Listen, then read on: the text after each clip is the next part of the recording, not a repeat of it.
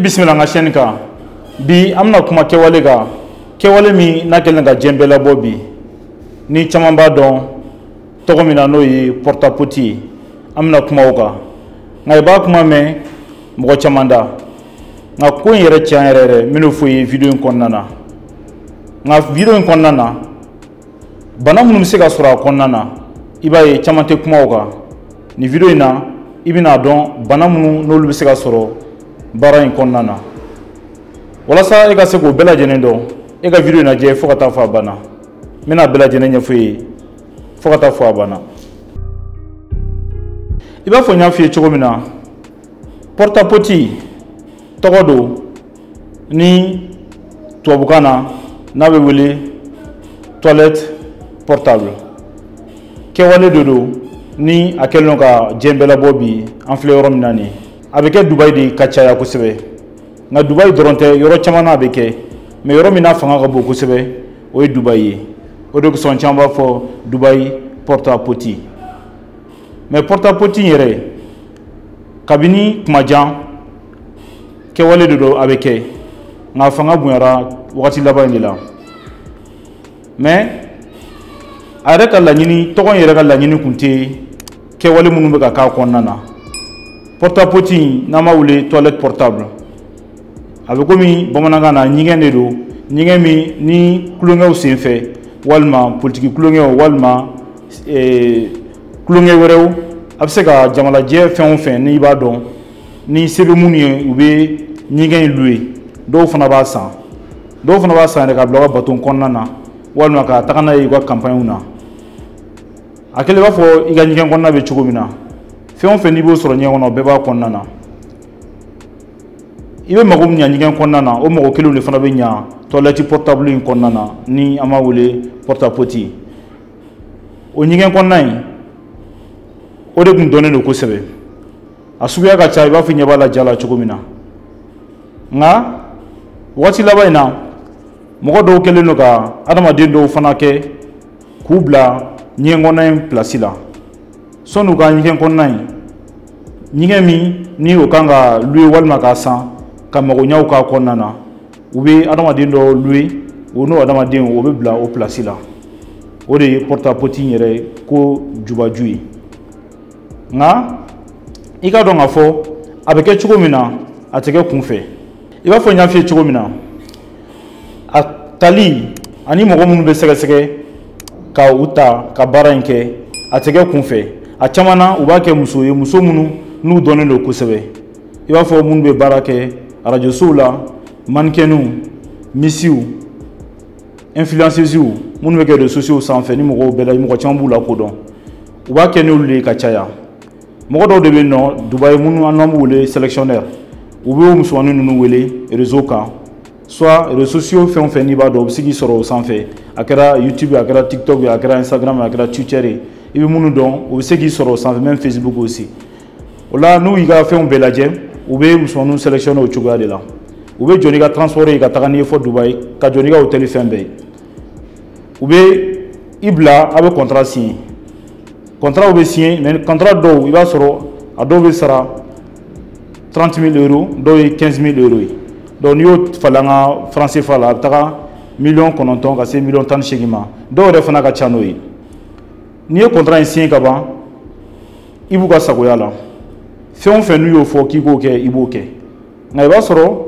clé journée clé konnana il va soro musulmanin nu uni ube yala yoro la u yara yoro nyana maula ube photo tanuyi musonin chama bu blog profil ko ka ira kulbe ka ulbe belle villa Dubai yeno ngai wasoro ni shukura ube fenroke minti oshi musonin chama bu bla ka koke were ka la nyinte mi were sigilente ni minka contrat no siena ga ba chamana ni dona akono i bolga gelen ko sebe do were ati jawi do fana abe jaw fana ngabe musonin nu ta kuke ba fo nyigen konona iba fo mo bi ga nyigen konona mi chugomina ubu mina o chugoyala ube bana ko taka ku da konna na be hayeto ube bana ko taka ku da kono ube sugune ku ka ube umine mina chugo sugu bela jenena ibe mina chugo jugu fen don ubu mina o chugoyala ado were ubu mina iba fo wulu be chugo ubu mina tinto o ye dɔw ta ye. Dɔw fana ta i b'a sɔrɔ u b'olu bila u ni baganw bɛ si wulu ɲɔgɔnmɛnw walima fɛn wɛrɛw yɛrɛ. O kɔfɛ dɔw fana bɛ yen nɔ i b'a sɔrɔ mɔgɔ caman cɛ caman bɛ se ka jɛ olu la ka kafoɲɔgɔnya k'u fɛ a kɛ kun ye walasa ka faamuya. Ninnu bɛɛ bɛ baara in kɔnɔna na nka i b'a sɔrɔ a musoman tɔgɔlaw caman b'a kɛ nka u t'a dɔn kɔlɔlɔ min b'a la. Nin video in kɔnɔna na n bɛ n'o de ɲɛfɔ i ye. I k'a dɔn k'a fɔ mɔgɔ minnu ka baara ye nin ye a caman na a kɛlen kɔfɛ a caman banajugu bɛ tila k'u minɛ a wagati damadɔ a kɔfɛ. A banajugu ka ca kosɛbɛ. Banakisɛ dɔw bɛ yen nɔ n'u bɛ se k'o sɔrɔ o kɔnɔna na, banakisɛ minnu bɛ sɔrɔ banakɔtaga la, banakisɛ minnu bɛ yen n'o bɛ sɔrɔ sugunɛw fana na. O banakisɛ ninnu n bɛ n'olu dɔw de fɔ a ye walasa a ka se ka dɔn min bɛ se ka sɔrɔ a kɔnɔna na. O banakisɛ ninnu o dɔ ye mun ye fɔlɔ i b'a fɔ bactéries walima parasites walima virusiw yɛrɛ nin bɛɛ bɛ se ka sɔrɔ baara in kɔnɔna na. A bɛ kɛ sababu ye ka hépatite bila dɔw la, dɔw poliomyélite a bɛ se ka na ni o ye. A bɛ se ka na ni salmonelle fana ye n'o ye banakisɛ dɔ ye, donc n'o bɛ se ka na ni fièvre typhoïde ye. A bɛ se ka na ni choléra ye, a bɛ se ka na ni ascarie ye, a bɛ se ka na ni angiospermie ye walima angulule, a bɛ se ka na ni amide fana ye. Banakisɛ caman de bɛ yen ni a bɛ se k'o bila adamaden na. Banakisɛ dɔw bɛ yen fana n'o bɛ se ka sɔrɔ banakɔtaga fɛ walima nin de fɔlen kɔfɛ banakisɛ wɛrɛw bɛ yen fana ni o bɛ se ka sɔrɔ bagan o banakɔtaga fɛ ni a b'a dɔn cogo min na wulu ninnu u sugunɛ walima u yɛrɛ n'u ye kɔfɛtaga kɛ. Olu bɛɛ lajɛlen u bɛ se k'u bila k'olu dun walima ka o kɛ u kan. Banakisɛ dɔw bɛ yen fana n'an b'a wele campylobacter. Les campylobacterioses a bɛ se ka na ni o banakisɛ fana ye. Nka ni banakisɛw y'i sɔrɔ fɛn caman bɛ se ka adamaden fana sɔrɔ o kɔnɔna na. O dɔ ye i n'a fɔ kɔnɔdimi, kɔnɔboli, fɔnɔ. Banakɔtaga la i b'a sɔrɔ tumu bɛ se ka bɔ a la, fɔnɔ fana tumu bɛ se ka bɔ a la, fari bɛ se ka kalaya, fari bɛ se ka a tigilamɔgɔ ŋɛɲɛ, a fari fan bɛɛ bɛ se ka ŋɛɲɛ, a bɛ se ka na ni allergies ye, a bɛ se ka na ni fɛn wɛrɛw yɛrɛ fana ye i b'a fɔ k'a tigi fasa a sen kan parce que banaw bɛ bana la olu bɛ se ka sɔrɔ a kɔnɔna na, a kɛwale min don fɛn caman b'a kɔnɔ hali sidaw bɛɛ bɛ se ka sɔrɔ a kɛwale ninnu kɔnɔna na. O kɔfɛ a bɛ se ka sababu ye k'a tigilamɔgɔ yɛrɛ dɛsɛ. A wariw minɛlen kɔfɛ a caman na i b'a sɔrɔ wagati damadɔ kɔfɛ a bana ninnu mana kuntagala janya a bɛ se ka sababu ye hali ka tigilamɔgɔ yɛrɛ bɔnɛ a nin na. Ninnu ye kɛwale ye minnu kɛlen don ka mɔgɔw dabali ban nin wagati laban in na. Adamaden minnu bɛ se ka adamaden ɲɔgɔn kɛ i b'a fɔ ɲɛgɛn kɔnɔna. Nka e min bɛ ka nin video in lajɛ n ka laɲini ye i k'a dɔn k'a fɔ banaw bɛ se ka sɔrɔ a kɔnɔna na i k'o dɔn.